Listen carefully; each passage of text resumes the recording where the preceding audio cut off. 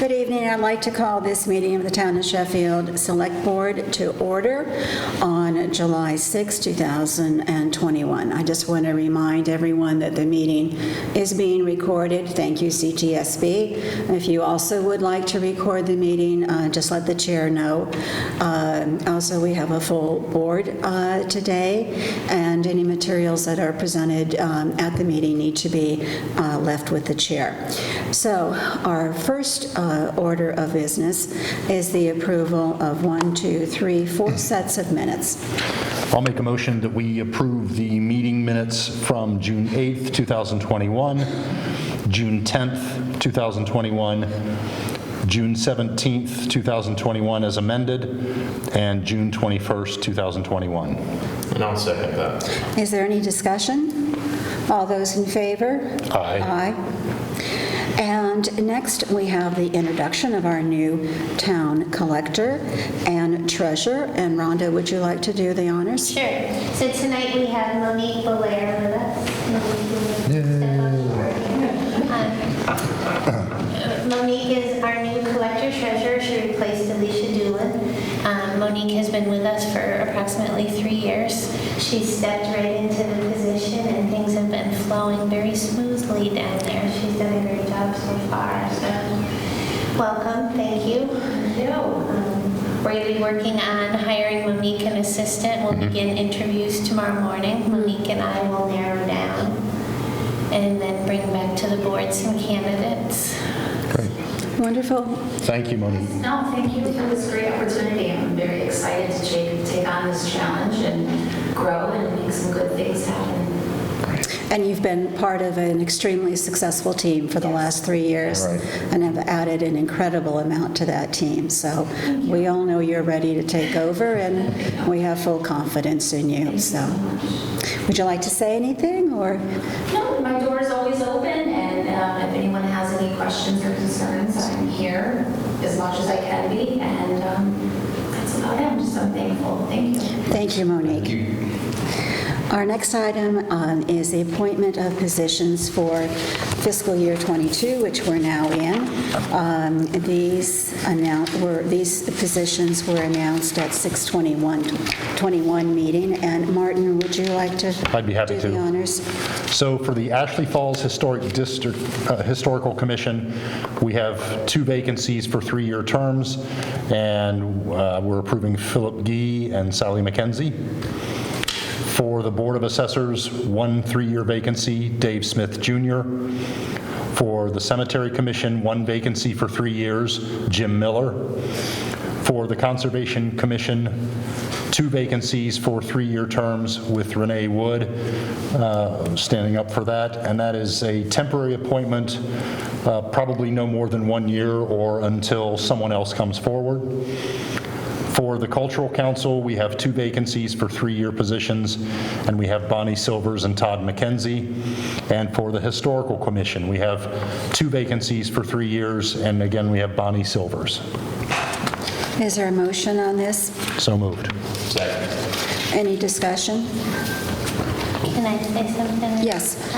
So Dave Smith on the Board of Assessors was handled at the working meeting because there were some forms that needed to be signed for the state before the June 30th deadline. So that appointment has already taken place. So this is just a re-ratification in a public meeting? Okay. And the other thing is with Renee's application to the Conservation Commission, it says 1 year or until someone else comes forward.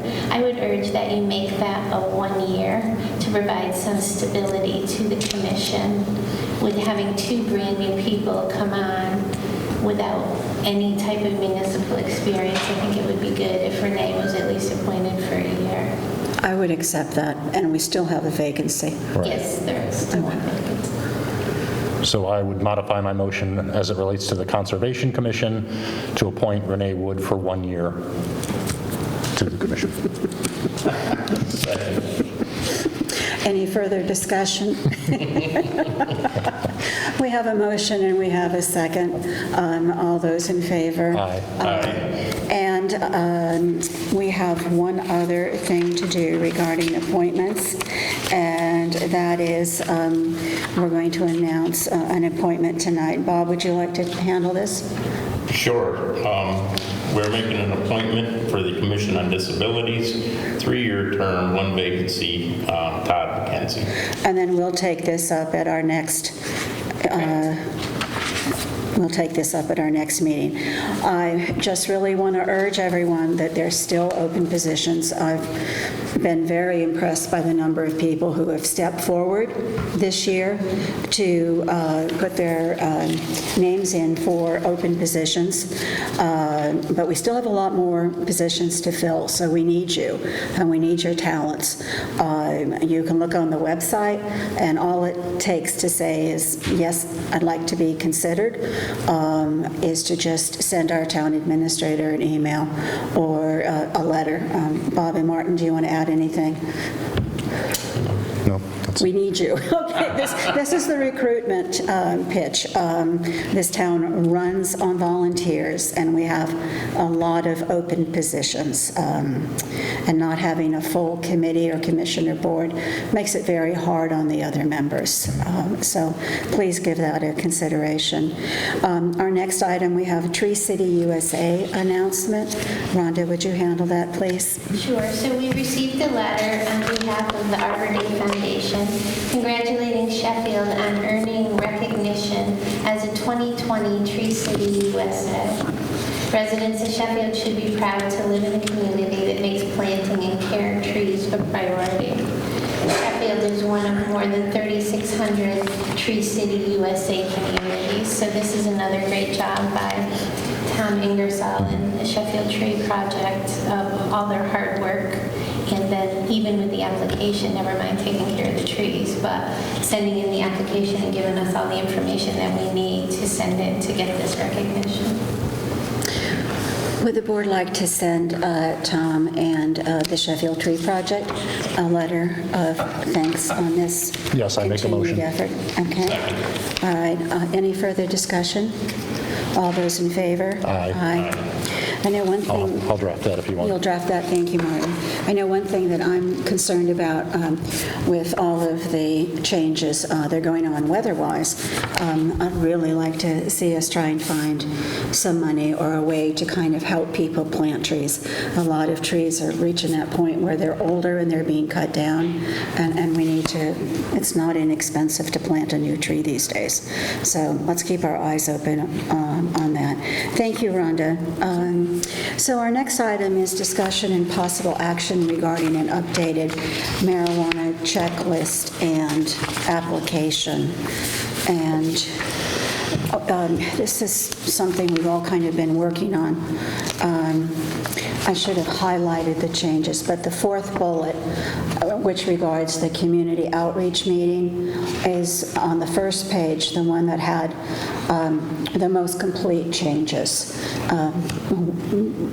in this draft, where it would require the folks that are doing this to get an official abutters list from our assessor's office, not develop one on their own, which I think is what has been responsible for people not getting proper notices.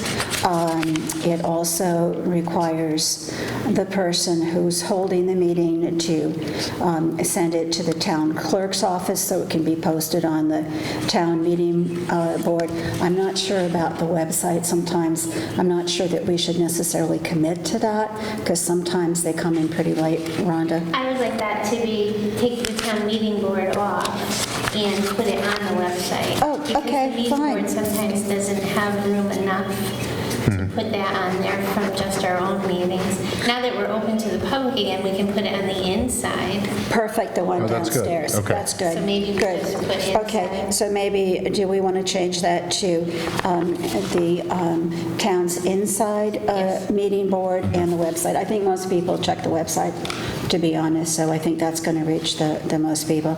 And also, while they're supposed to do this, I'm not sure that we've gotten quite as complete the idea that they're supposed to give us who is there, and particularly it just didn't have to be by name, but by, we don't need names, but by count, non-company members. Okay, and what questions were raised, and because sometimes we don't know what happens unless we are on those meetings ourselves. So that's kind of,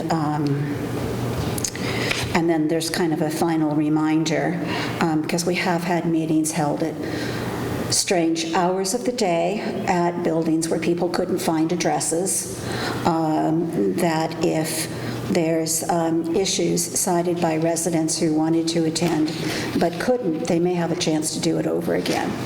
So to me, this is all trying to make sure that people have a chance to be involved in the process. And to be honest, I never thought we'd have to write something like this, but since it seems like we've had some issues. The second page, number 1, just recaptures what you're going to provide. And then the third page is the official request for the butters list. So I don't know if you had comments on this or you wanted to add anything more to it, or whether we're ready to take action on this. Has our assessor taken a look at the abutter list request? She gave it to me. Good, good. This is her form. Okay, perfect. Yeah. And she charges for that. So it takes her time, so the person pays for that. But then we're sure that the abutters list is correct. Exactly. No, I'm good with all the changes. Somebody want to make a motion to accept I this? make a motion to accept it as drafted I'll second that. with the amendment of Rhonda's amendment. Okay, great. Any further discussion? Thank All you those- for working on this. Oh, you're welcome. I just took your all ideas. Any further discussion? All those in favor? Aye. Okay. So our next item is a discussion, action, well, it says discussion regarding hybrid meetings. And Martin, you're the one who's done the work on this, so Yep. would you like? I'd be happy to. Sure. Good.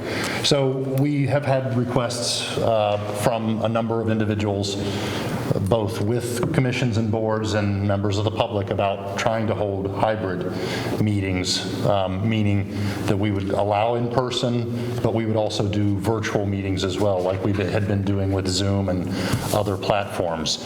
And so I was tasked with taking a look into what the technology requirements were, and also what the management of the technology requirements would be particularly with in-person meetings. And it turns out that unless we have a kind of a technical specialist at every board and committee meeting, every meeting that's open to the public, to be able to set up the technology, we'll talk about cost in a minute, but unless we have that person, which we don't have on staff at Town Hall now, that person would have to set up everything in terms of microphones, speakers, the computer setup for every meeting, no matter when the meetings are. So they could be on a Monday night, it could be on a Tuesday afternoon, it could be on a Thursday night. We don't have the staffing for that kind of a person to work with us, and quite frankly, we've not looked into the cost of hiring such a person. Needless to say, the cost of the technology to be able to accommodate all of the boards and commissions in their various locations. My summary indicates, it runs into the thousands of dollars. Honestly, it would be about $16,000 to $17,000 if we had the technology that we could duplicate, have a set here, have a set down in the French room, have a set over at the library, the senior center, wherever these meetings are held. And we just, it was an overarching burden for us to be able to accommodate this. We recognize that over the last year, it's been, the Zoom meetings have been very helpful, virtual meetings have been great, teleconference calls have been awesome, but we also have a long tradition of having in-person meetings, and I think that's where we've settled as a board to say we really can't accommodate that now. And then lastly, as probably everybody knows, the governor's order that opened up the possibility of virtual and in-person meetings is set to expire on April 1st, and we didn't want to incur the cost of the technology and of potentially hiring a technical person, not knowing where that decision's going to go after April 1st. So having said all of that, we'll continue to investigate and keep an eye out for other options, but for now, we're staying with in-person meetings. I think, thank you, Martin. Martin, I know when we started this discussion, I believe, was a proponent. I was, and I am. And I think we all still are, but I think you can just use this meeting to think about that somebody at this table would be having to monitor a laptop.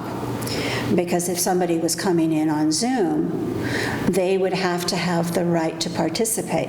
So someone would have to be monitoring that laptop for Zoom participants, as well as trying to pay attention to what's going on. And I think that's kind of one of the reasons why this decision was made. And if I may, there's another issue related to that, and that is if we lose the Zoom connection for any reason, the meeting has to be canceled immediately, meaning no matter whose fault it was, if I decided to participate virtually via Zoom or some other technology, and we're in the middle of the meeting and somebody's deliberating on something, and the connection goes, no matter whose fault it was, we have to cancel the meeting. And then we have to start all over again, which is re-notification, possibly public notices, a whole host of things that were just insurmountable from a day-to-day management of affairs here in the town. So Yeah, it all has to do with the public's right to participate. exactly. Whether it's in person or whether it's on Zoom, and that everybody has to have equal participation. Correct. The opportunity for equal participation. So who knows? We'll see if we can stay at in-person meetings. So I think this is a kind of a little bit of a moving target, but for the moment, that's kind of the decision that's been made. Bob, you want to add anything? Nothing to add. We've covered everything well. And, Rhonda? No, I don't. Okay. Any questions from the public on this? Because I know you have to go up to okay, we know the drill. We haven't done it for a while. Kathleen, 261 East Main Street. The notion of participation was so much enhanced by having the Zoom option. And I'm encouraged that you're going to continue looking for the possibility. There are meetings that have very few participants except the board or commission itself, so that, excuse me, the monitoring of it is not quite as onerous as if you've got an audience of 50 that you're worried about finding the raised hand when someone wants to speak.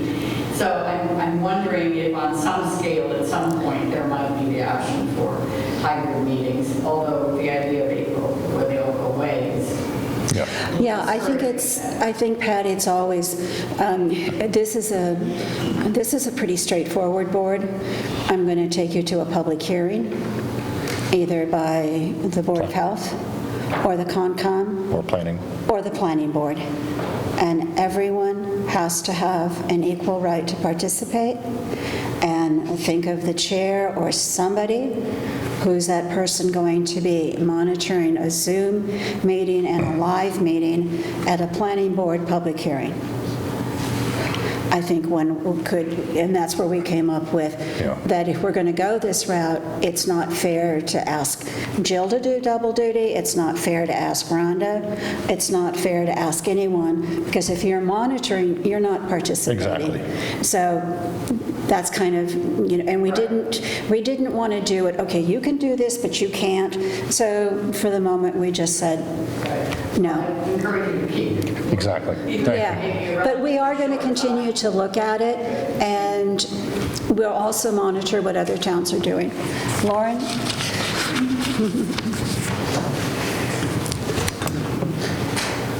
Lauren, hi, faculty, I've used Zoom for a really long time. I use it daily at my job.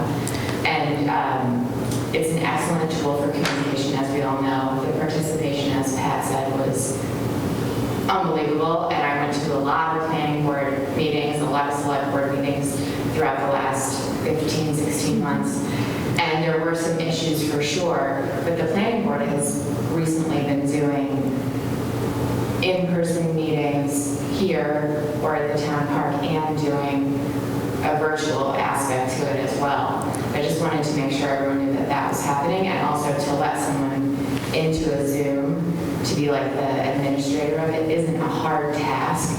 You can imagine if you're on Zoom all day, it's a pretty easy task to do something like that. So just speaking from my own experience, it's not a big lift to do something like that, and I do think that the more people that you can get involved in the town's government, I mean, my transition into the town's government has been a non-traditional one, if you will, but I've enjoyed being able to participate. As someone with little kids, I can't always come to the town hall at 7 or go to the senior center, so I just wanted to give that input from my own. We thank you for that, Lauren. Thank you. Okay. Anyone else? Otherwise, we're going to move on. Our next one is discussion action regarding an agreement for emergency communications services. Rhonda, would you handle this, please? Sure. So the Berkshire Sheriff's Office handles our communication. Which is dispatch for our fire and police, plus the radio back and forth during calls. All of that kind of stuff is handled by Pittsfield, Berkshire County Sheriff's Office. And the cost for that this year will be $11,236.98. So what you have before you is the agreement to sign for July 1st through June 30th for the next fiscal year. Can you sign this, Rhonda? Okay. Motion for Rhonda LeBombard to sign the agreement for emergency communication services with the Berkshire County Sheriff's Office. Second. Any further discussion? I would imagine there's not a lot of options. There's not. So, And it would be very expensive for us to handle our own dispatch. yeah, that would be And if wise. I recall from last year, it's not up dramatically. I don't know exactly, I think it was- but I think it's under $1,000, the increase. Yeah. They handle it for everybody, so they get that economy of scale. Right, They handle Rhonda? it for the smaller towns. Great Barrington does it. Yeah, Great Barrington does it for its own, so we would have to hire people, and it's just, no. All right, so we have a motion and a second. Any further discussion? All those in favor? Aye. Aye. All right, next is discussion and action regarding the electrical inspector revolving account increase. Rhonda, please. So at town meeting each year, there's a vote that sets the expenditures from the revolving account. It doesn't have anything to do with the revenue coming in, it's only expenditures.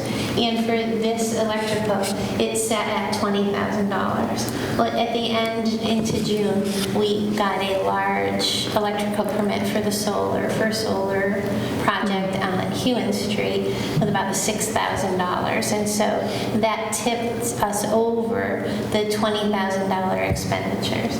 So state law allows the Board of Selectmen to adjust that if necessary. So this would be for fiscal year '21. That was one of my questions, is what fiscal year was this for? So I'm asking you to increase the spending from that account from 20 to 25. There are funds in there, plenty of funds in there to cover the expense.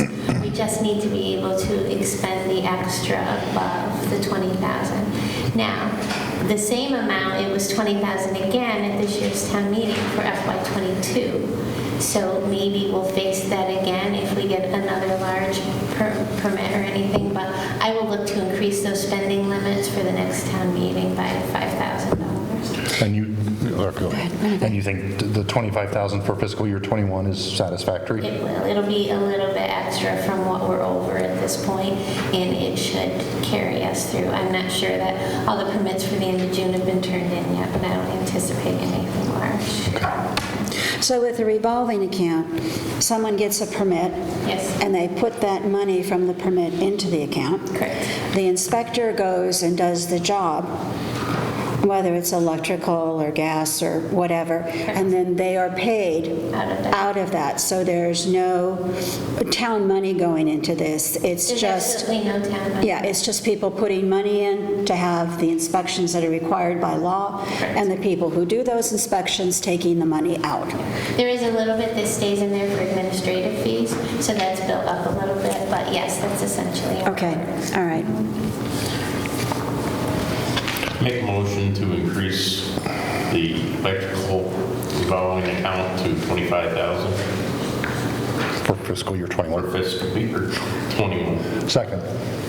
Is there any discussion?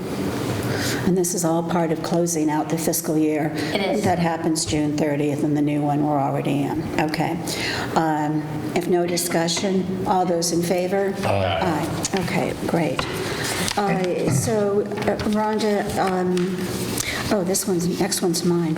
Okay, so our next item is discussion and possible action regarding transfer station plans. And I am going to step away from here because I am presenting this to the board as the town's recycling coordinator. And we have had problems. We've had confusion with a board member having multiple roles in town. So I'm just going to present this to you as the town's transfer station coordinator. So some of this is very detailed, that's kind of the way I am. But I wanted to just start out by letting you know that at our town meeting in May, citizens were very generous and approved the transfer of $30,000 from the Solid Waste Enterprise Fund, which is paid for by the users of the transfer station and not the rest of the town, for recycling programs and repairs at the transfer station. So what you have in front of you are basically 5 things that I would like us to focus on this year at the transfer station.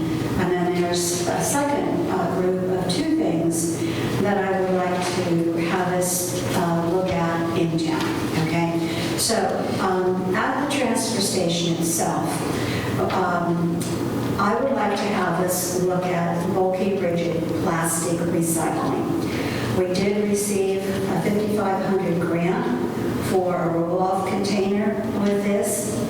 We would take it to Springfield, to Waste Management. It's anticipated when we looked at this before we applied for the grant that it would probably be elevated, and so you would have to have a ramp built costing about $2,500, if I remember correctly, so you could walk up and then throw your things in. These are turtle pools, and these are flower pots, plastic shelving, recycling bins, garbage cans. So it's big stuff, and Frank is here tonight. I don't think he's here tonight to support me on this, but he's here. And as a transfer station attendant, we talked recently that he sees a lot of this stuff going into the waste. And of course, it all gets hauled off to the dump, and we pay for that. So I'm working on a number of things, and you can see listed on this that there's a number of to-dos. We need to find out where we're going to put this. Is it 30, 40? And you can look at this, but I think it's a solid plan. And when I get through, I can answer any questions anybody wants to ask, but I would prefer not to be here all night. The second thing I'd like us to focus on is home-generated food waste collection for compost generation. I have been talking to people on this for just about 6 months, and I do think we can find someone who's a local business. We may have to go out to bid. I have to talk with Rhonda about that. But anyone who's a transfer station member with a 5-gallon bucket who wants to scrape their plates into this bucket and bring it to the transfer station would put it into a container, probably a 96-gallon container, and someone would come and pick that up every single day that food waste were accepted at the transfer station. So there would be no overnight waste, there'd be no holding this for a week, there'd be no bears, there'd be no smell, there would be nothing. You know, it's kind of, you put it in and it goes out the same day. They say that probably about 25% of what goes into the trash is food.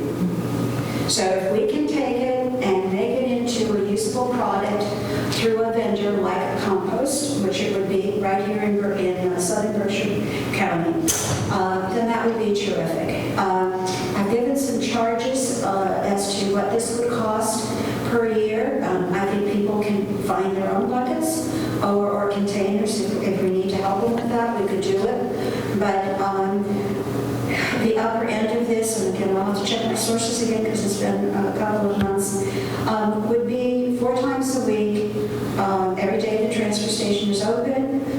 You receive the stuff and you take it away. It would be about $10,400. Okay, we may want to start 2 days a week, see what happens. We don't take everything every day. The transfer station is open. So there's some to-dos on this, but I've heard a lot of excitement from people on this, even though we offer home composters, the bears, all the rest of it.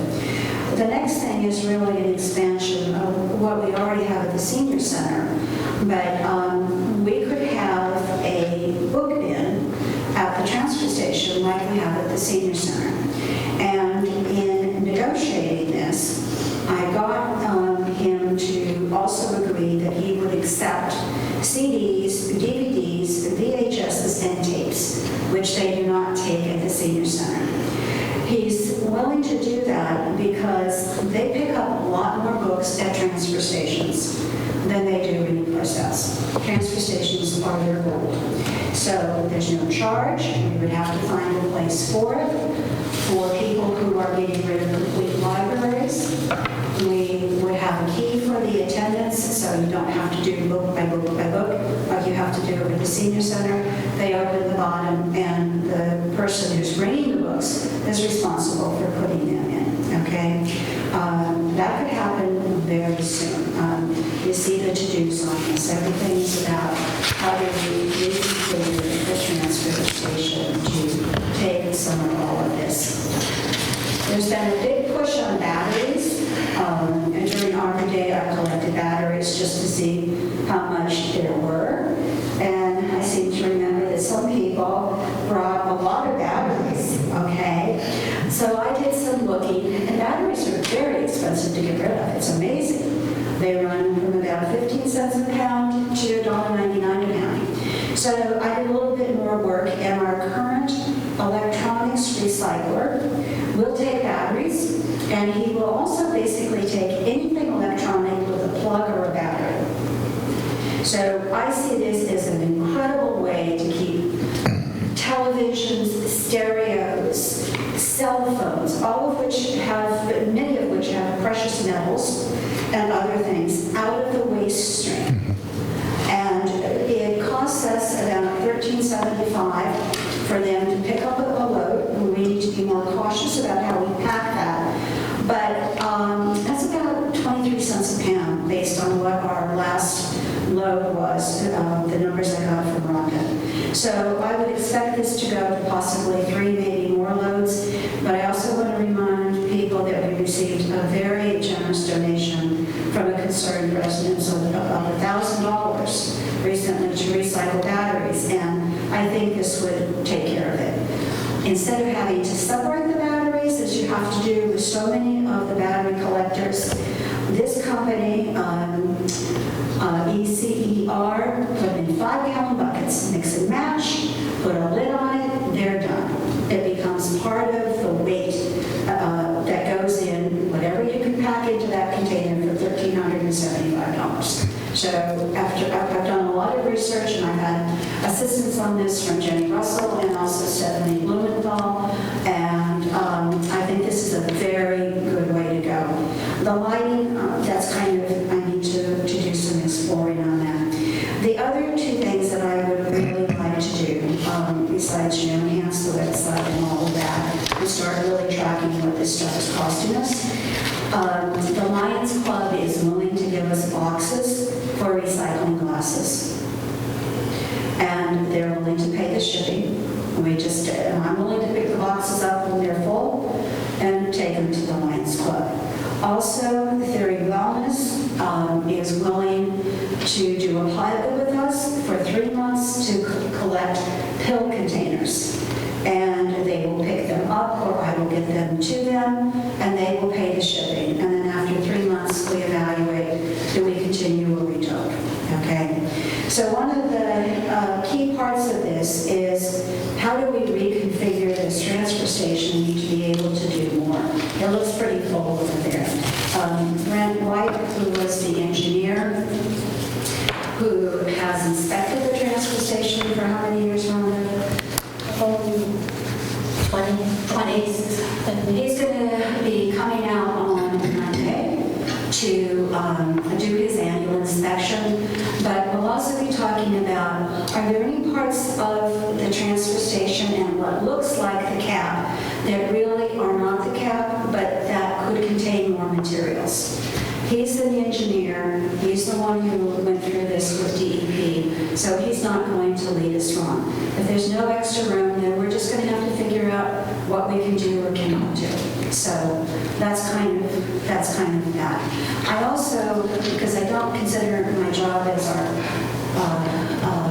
recycling coordinator to just focus on the transfer station, we have gathered close to 3,000 pounds of textiles and related things at the transfer station from February to June 7th. When we started that, we as a board said we would look at, if it was successful, putting one of those apparel impact collection bins somewhere in town, on town property, and I think the time has come to do that, okay? The other thing is if we can find someone who's willing, a building who's willing to do this, I would also like to add the Lions eyeglass collection box and the pill collection box. They're not big boxes, okay? But I hate the thought of glasses that can be used being thrown away. And people have got pill bottles, they don't know what to do with them. Maybe somebody has got a 5-gallon bucket of pill bottles too. But I would like to suggest that. And then there's some other things here that are kind of a little bit more longer term. So that's my presentation to you. I think it's ambitious. I think it's the right thing to do. We are supposedly closing transfer stations, and we're supposedly closing landfills at the state level 2030. And that's not long for what goes into our transfer station. We've got to continue to be extremely assertive on this, and people want to do this. So let me answer any questions, and I think I'm really just asking you to mull this over. It's a lot to digest, and possibly bring this back to the board for decisions on one or more elements. Once particularly we know what Brett may say, which will be next Monday, so maybe we can bring this back our second meeting in July. But let me answer questions if I may, if there are any. Is Brent going to give us a kind of a schematic of how he thinks the transfer station could be laid out? No. What he is going to do, I could ask him for that, but I don't want to spend any money on Understood. approval. What he is going to do, he developed a plan in 16 that shows where the cap is, and there's some very interesting situations, like there's a tree as you come in, and then there's what used to be a concrete slab, which is now rocks. I want to know whether that's included or not, and I also want him to tell us from his map, are there any other areas of the transfer station that are not included in the cap? I will bring that information back to Rhonda, and then I think that's a further discussion. But we need to know what we don't know Right. before we can talk about that. It looks like it's well thought out again, and it is something that we're going to have to face going forward as people in the area, having to recycle more and less for landfills or other areas. just, we need to find out if we have enough property and then take it one step at a time and implement it. But it's a great idea. Okay, any other questions on the Roselle? I just want to make one comment. Thank you tremendously, Renee, for spearheading all of this research and all the work that you've been doing on this. Well, I do have help, I understand. but I'm very passionate about it. Yes, you are, and we appreciate that. I do I anyway. think the responses that we've seen to, and again, Frank can attest to this, the mattresses, how many mattresses, Rhonda? There was 150. Over 120. We looked last week. That's one, was that 1 year? About, I don't think it was quite a year. I mean, it's phenomenal. It All is. this stuff is being kept out of bulky waste, which we used to pay for, and now the bulky waste stuff is being kept out of, out of morals and all of that stuff. Right. It's being kept out of the garbage. And it's being kept out of the garbage. And with doing some analysis of what does it cost, I really would like to get down to what's it cost.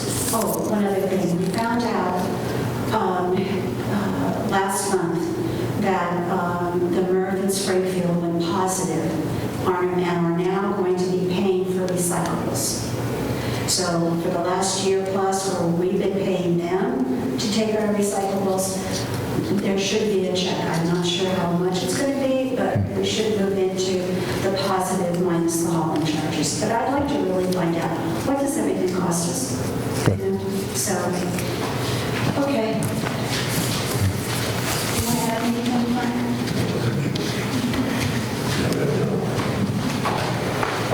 So we'll put this on the agenda for the next meeting, and I will get the information from Brent. All right, so our next item, and Rhonda, I'm going to ask you to handle this, please. Discussion regarding transfer station permits. So it's that time of year again when permits are going to be due. Letters will be going out the end of this week, and there'll be a form for everyone to fill out on the back of the letter and turn it in. If you purchase stickers before August 15th, the cost will be $185 and $130 for seniors 70 and older. If you wait until after August 15th, the cost is going to go to $200 and $145 for seniors 70 and older. Again, this year we'll provide 3 coupons with every sticker that is purchased. This year is going to be orange. The blue ones are no longer valid. You will need an orange coupon to dump 1 load of bulky waste or 1 mattress recycle. So that's 1 mattress or 1 box spring. If you have both of them, you'll need 2 coupons. They can additional coupons may be purchased for $10 each. The recycling-only stickers this year will be $45. They do not allow you access to the trash compactor. So with the recycling, you only get the sticker for recycling of bottles and cans and paper. Is that difficult for the people at the transfer station to keep that straight, or? The stickers are different, so they're totally different looking. So they're easy to recognize. And are you encouraging people just to mail their money in, and you'll send them back a sticker? Sure. If they'll mail them in, it's great. If you include a self-addressed stamped envelope, you can put them in the drop box outside of Town Hall. We do sell them here as well, but we encourage people to mail in or put them in the drop box, and we'll get them back to them. Okay, and when... You can also purchase them online. So Yes, I forgot right, that option. exactly. And when will the transfer station attendants start checking for those change of stickers? I'm assuming they'll start now to take a look and just reminding people you have to sign up. Yes. Yeah. Yes. So they'll Sign kind us up. I of just, remind people. Frank Clark, Silver Street. I just like to say to the people that are getting their dump stickers to hold on to their coupons. We get a lot of people who come in that don't have their coupons with them. And we have to turn them away. We don't take their stuff, until they have a coupon. So I urge the people to get 3 coupons, hold on to those coupons. Staple them together, put them in your glove compartment, Yes. and then they're there when you need them. Thank you. because they're easy to lose. The coupons they have, the blue ones, are good until August 15th. We'll accept those until August 15th. Is that right? No? No, I'm hearing no. No? No, they're no longer valid. That's what we've been telling people, right? They need the orange. They need the orange one. Now? Okay. All right. What others do? Okay. So that's $30. You know, it's like a gift card from Target. You know, treat it as such, because it puts the attendants in a very difficult position. If you come in and you don't have their coupon, they just can't let it go. So thank you, Frank. Okay. Anything else on that, Rhonda? No. All right.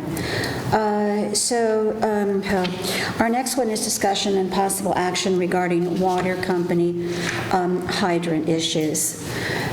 So we have in our packet, I'm not sure it's the complete, because I think there were some emails that were not included. Then we have the letter, then we have the response back. And this has been going on for, 6, 7 weeks? Yes.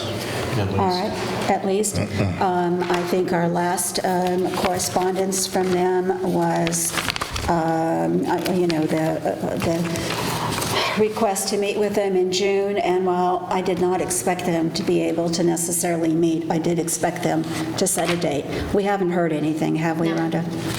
So what does the board want to do? Can we stop paying the town's water bills? Just a question. And they can cut the water off for non-payment. Just like anyone else, they'd probably give us 30 days notice, or we'd have 30 days, but I wouldn't do that at home if I was on the water. I know. So I'm not I was sure. being Okay. jocular about it. Is there any way we can get the Mass Fire Chiefs Association to weigh in and on behalf of our volunteer fire department? This is a public safety issue. Yeah, I think it is, yeah. And we're not getting good communications from the company that supposedly provides water to our hydrants. So what if you would ask the chief to follow up on that? I'd be happy to do that. Okay. I do not know if there's anything in the regs somewhere that, I do know that they have a petition before some committee somewhere at the state level on the merger of the companies. Yes. So we could take some action on that. But maybe, and I would volunteer to do this, maybe we just need to call and just, Be persistent. I was going to say hound, but persistent sounds so much nicer. Yeah, because this is a problem. So do you want me to try that and let you know what happens by the end? Well, we'll be meeting again on Thursday, and maybe you can find out from the I'll find chief out. whether we have any, and maybe I can find that information on when that hearing is going to be, and maybe we need to draft a letter to whoever's in charge of water mergers. So you've got an assignment, and I'll call, and we'll go from there, okay? And is that acceptable? Rhonda, do you have any ideas? Sure. So our hydrant bill is separate from the rest of the town's water. So if we're not getting water or adequate water from the hydrants, then I suggest that we tell them that we're going to withhold payments on those. I mean, if they shut those off, how much worse are we? Because we're not able to use them at this point anyway. That's my understanding. Yeah. Correct on that? Well, there are a few that are good hydrants, but there's a majority of the hydrants that are not adequate. So maybe you take the bill and divide it by the Can we number of prorate it? hydrants. And that's what I mean. And, Yeah. maybe just tell them that you're hesitant to get legal involved, but we've been paying for years for hydrants that don't operate correctly. And, we no longer want to do that. So, Rhonda, do you want to put that in a letter to them? So we've got 3 things going on, and we've got me persistent. We've got Martin checking out whether there's some legal recourse through the Mass Fire Chiefs. But that and a notice that we're going to prorate our bills going forward, let's see if we can get their attention. Any other ideas? No, that sounds good. We're good? Good. Okay, so I'm just making some notes. All right. Okay. We'll, if we can, Rhonda, if there's, well, I can update you if there's anything, if I get hold of them and we get going. Otherwise, I think I would like to have this, we're having a working meeting next week. Let's put this on that agenda. I mean, this, we've been, yeah, okay. So, discussion possible action regarding a CDBG grant application. Rhonda, do you want to take this or you want me to? Okay, and Pat, I know you worked on this, so you're going to be very thrilled to know that the state has now decided to issue a CDBG application process for this year, okay? It just came out. I'm not even sure that anybody has seen the application. It is due the Monday after Labor Day, so it's a very short turnaround. And as the board knows, there was a group of which Pat was a member who we have, as far as I know, design, ready-to-build documents on the police station, the library, and the restrooms at the town park to make them accessible. In the meantime, we've taken two of the components off by getting the police department a back rear ramp because it was falling apart, and two, we did the ADA town park trails or pathways through the Complete Streets grant, the Shared Streets and Spaces grant that just kept giving. So I would like to recommend that we pursue a grant. I'm willing to work on it with Pat Mullins and her team at BRPC to go after the construction costs for those components. Do you have enough information on the construction costs to be able to incorporate that, or are you going to have to? Well, we're going to have to talk with EDM because construction costs have gone crazy. And one of our challenges, I think, is going to be, even though they started to come back down, we're going to try and figure out a way to do a matrix that here's what they bid, and they inflated that. I think it was, Pat, by 20%? I think so. Yeah, but we have to look at this. We finished this in the spring. I don't know when we finished it. We finished it a while ago. And then try and do a matrix. Well, what would it be if materials were up 50%? What, and we haven't figured out how to do that.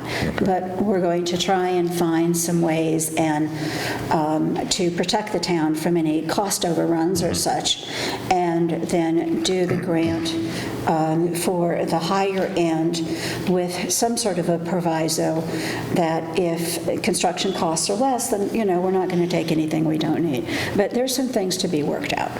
But we do have the construction bid documents, and, we'll be coordinating with EDM who did the work on that. But if we're going to do it, we need to get going. And generally, it's been our history where we have done an architectural barrier removal like we did in Town Hall. If you do it 1 year, they usually will award you the construction costs. It just makes sense not to have invested this money, not to see the project finished. And these three projects are very strong. So. It sounds like we'll have to do a quick turnaround. It's going to be a crunch time. Generally, we're to the point where the town only writes a particular section, and we'll probably have to coordinate with EDM to get the pricing done. And then BRPC does the rest of it. We don't have to do any photos because we're not asking for housing rehab. We're behind in trying to catch up with that. So I would not recommend we ask for more at this moment. Let's just catch up and clean up the grants that we got on that. So, Renee, if you need help, I would be happy to work with you. okay, great. Thank you, Pat. So do you want a motion to? If you want us to do it, we need to have you approve it. Okay. Authorize it. I will make a motion that we authorize the work and submittal of a community development block grant application with BRPC and EDM. For the architectural barrier removal that we worked on the last project or the last grant. We'll So moved. straighten that. Okay, great. Second. Okay. Any comments?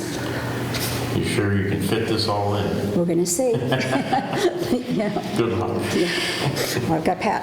There you go. So is there any further discussion? No. Okay, all those in favor? Aye. Aye. Now, Pat needs to do a public meeting. We've been through this before. So she's scheduled for our next, she's just waiting, our next meeting. She'll come down and talk about it, and then, we'll get going. I think, Rhonda, you're looking at me. I thought she asked for August, but I'll just You're confirm right. the She date asked for with her. August because, right. And then, given our past motion and approval that the board did, Rhonda can sign everything. We don't have to Correct. come back on this. Correct. Okay. I'll be looking for some letters of support, but we'll just get all this done, okay? All righty. Great. Discussion regarding the senior work-off program. Rhonda? So we still have the senior work-off program that allows $1,500 per year for volunteer service for the town to come off of your real estate taxes. The program runs December 1st through November 30th. Any full-time year-round resident, homeowner, and taxpayer who's at least 60 years old qualifies. So we have a few that provide services regularly, but we're looking for more. We've had some people who've had to opt out of the program for different reasons. Maybe their income has changed and they don't meet the guidelines. I know at least one has sold her house and is no longer here. So we have departments who would love to have someone come in and do projects for them or just tasks on a regular basis. Most of them at this point, I think, would be projects, but we do have openings, so we're encouraging anyone who's interested or has an interest to give us a call to talk about it and possibly apply. And that would be to contact you, Rhonda? Yes. And from what I've seen of some of the people who have been working here, they're fun projects. Yes. You don't have to commit yourself to 8 hours at a stretch. It's very flexible. We have someone working for our office right now. It happens to be for the transfer station letters. And so she just shows up when she has time. She knows the deadline, so she comes and sits here and works at her own pace to get everything finished up for us. So it's very flexible. And if I remember when we discussed this when Nadine was on the board, the income limits are Yes. much higher than one would think when you think of a program where you have to meet income limits. For a one-person household, it's $46,100. For a two-person household, it's $52,250. So that's something else to do. If you're interested, call Rhonda. Thank you, Rhonda. I guess we have an announcement and an update on the Shared Streets Grant. Do you want to do this, Rhonda? Do you want me to do it? No, you should do this right now.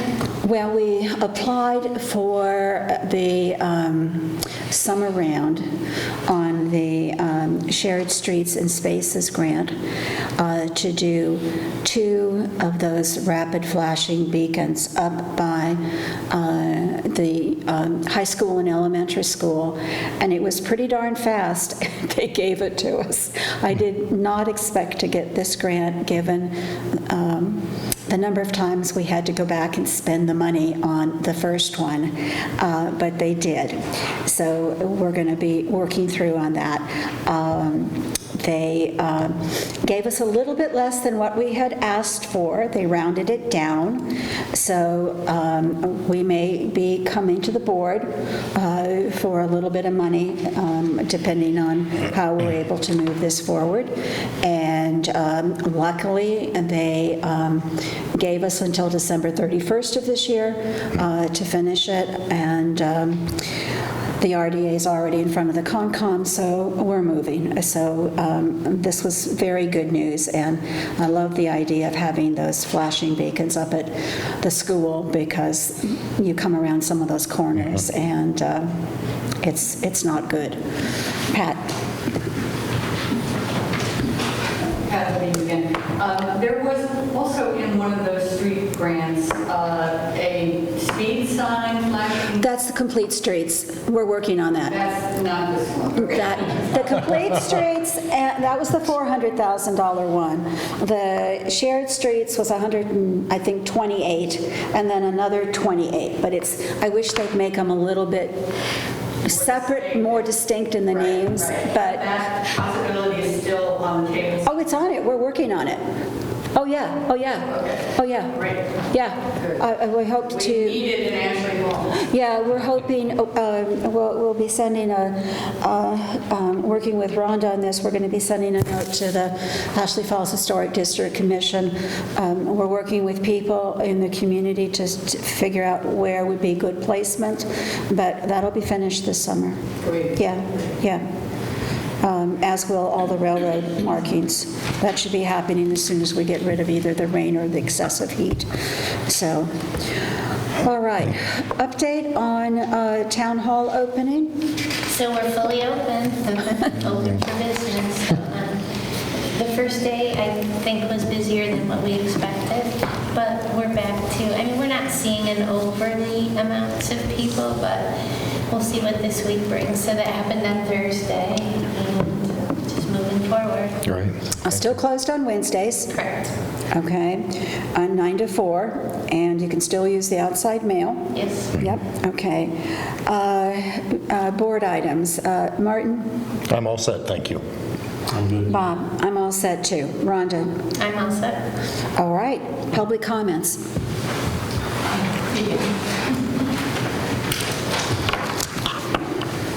Lauren, thank you, everybody, again.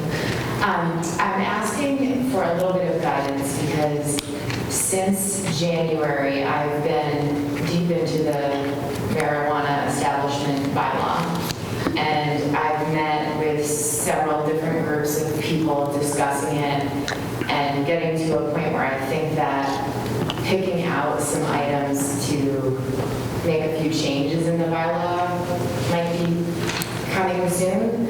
And I think that the next step that I think is what needs to happen next is to bring it to the select board and the planning board. But you all had a meeting already where you said the bylaw was working. So I'm just unclear on what the next steps are, if some changes are suggested or how it works.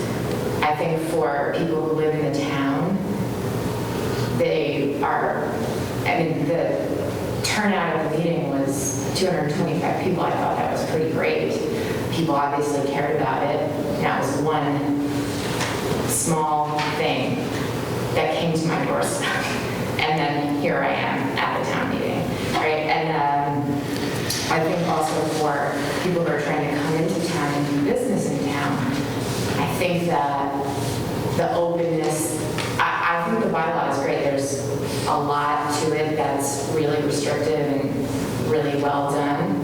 But I think that businesses that are coming in, I almost feel bad for them that they're getting shut down after getting so far into the process, or that they almost have like a misconception of what it might be. Sheffield for a little while has had a little bit of a reputation.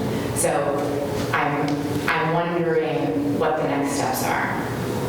Lauren, are you actually hearing businesses saying that we are not, skip the marijuana, but you're actually hearing people? No, I'm talking about like marijuana establishments. Oh, okay, so let's just put them aside, because we've always had a reputation of being a very business-friendly, easy to work with. If you go through the planning board or the ZBA, we've always had a reputation of not dragging this out any longer than what it just needs to get to go through the process. So, Think about the marijuana establishment. Okay, all right, then marijuana. Okay, They've already fine. spent so much money to get here, right? So it's a little bit different than a different type of business, I think. okay, I'm only aware of two marijuana businesses that are in queue.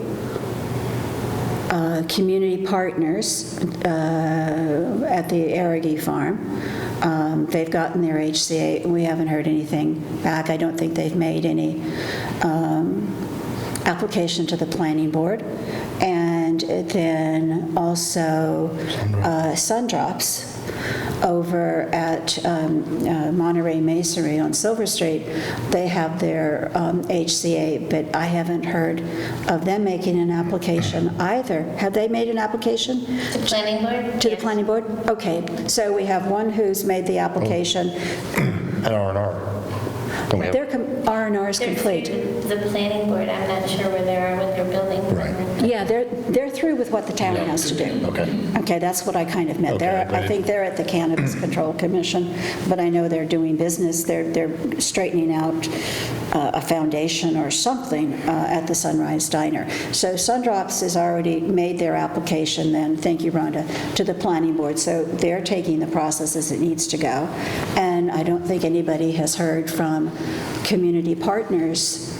I don't think they have filed to the planning board. No. So there's not a lot of limbo. People are doing what they need to do, or they're waiting. That's their choice. I'm not aware of anything else going on. Is anybody else? I don't know anything. I don't think my question on the next step was answered. Oh, I understand. I just wanted to clarify the Okay, well, I marijuana. like that. Yeah. No, I think where part of the confusion came in is we talked, and I said that I didn't think the town would be favorable to extending abutters notices to a quarter mile or such. But I think the next thing to do is we will call a joint meeting with the planning board, but we need to know what you want to talk about. Like specific items. Agenda. Yeah, like what are the things? Because the planning board has responsibility for the zoning bylaws. So they are going to have to pick up the workload unless a citizen or a group is going to do it. Am I right? Well, I think if you have worked on it and know what you want to bring to them. Yes, you can take it to them. Know what the new changes are, then you would present it to the planning board and ask them to take that on. Okay, and I write it like specific bylaw changes, like this is what, or broader subjects. I want to change section, because you know the planning bylaws, I know that. Yeah, okay, section, I'm just going to say, I'm going to pick something out here, I have no idea, it is 8.2.1, should be this, change to this. Otherwise, what ends up happening, one, it helps you get your, this is just my suggestion, we'll have other suggestions. It helps the planning board, and I would be at that meeting if I knew when it was, okay? Other select board members can be there too. It helps anybody who has to do something understand specifically what you want done, rather than, I want this section changed. Well, how do you want it changed? That's a conversation that goes nowhere. If you know how you want it changed, you save time by saying, I want to do this. Now, I may not know the proper wording to write it, because there is an art to doing zoning bylaws, but I would like to change this so that it accomplishes this, or you're smart, I would cross this out and say this, like as was done with the petition. Okay? So, and you don't have to get down to each last word, but you need to have an idea of what you want to change, rather than just say, I want to change this section. Okay, and then just a clarifying question, do I wait to meet with both boards, or do I just go to the planning board? Planning. I would take it to planning, and they can invite us, or you can invite us, just let us know. Okay. And if you want to include those issues of larger, rather than the 300-foot, I think it is state requirement of notice to abutters, put it in there. Don't take my comments that I wouldn't support that to mean anything at all. You know, put forward what you want. Don't let anybody filter you. Put forward what you want. And And I don't Martin, think there needs to be too much much changed. I just think that a few little tweaks would really Then those are easier than doing a lot of stuff. not bring us to where we were from Yes. January through Yes. June. Yes. That was pretty hard. Martin? The only thing I want to add, I mean, this is really a matter for the planning board. The select board doesn't get to weigh, we don't weigh in, we don't sort of say, we approve of, Lauren's recommended changes or anything like that. It goes to the planning board, and they work through the process with you. And so I was under the impression that it required a joint meeting again, that we had, and it was clear, like, we think it's good, and that's fine, that's good. But I just wasn't sure how to get to the next steps. Yeah. And then even the email back from you said I needed to send the select board the specific agenda items or however it was worded, and I just wasn't sure. I also work for 3 summer camps. I've been kind of busy. Yeah. So I've been not having this. Yeah. So Lauren, we started with the planning board, Yeah. so I would at Okay. least like to know what's going on. All right, and changes for the bylaws, it's the planning boards, but they do send it to us to kind of, Well, how it The works process. is the planning board, so if they take it on, they'll take your changes, put it into the proper wording, and forward it to the Board of Selectmen. The Selectmen will take a look at it, make their comments, and then send it back to the planning board saying, these are our changes, or we agree with what you have, or we don't agree with anything, but now the next step is to schedule your public hearing. Okay. okay. Okay. Thank you for the. But if I can make that meeting, I'll be there. Okay. And if the other selectmen, it's up to them, okay? Okay. But Great. don't Thank you let, I'm very sorry much. there was I want confusion. to do work. I want to do it. I want to Okay, get it out of the way. Yes. Thank you. Okay, thanks, Lauren. Anyone else, public comment? All right, then I'm going to take a motion for adjournment. So moved. Second? All those in favor? Aye. Thank you, everyone, Thanks, for everybody. joining us and also for watching this on CTSB.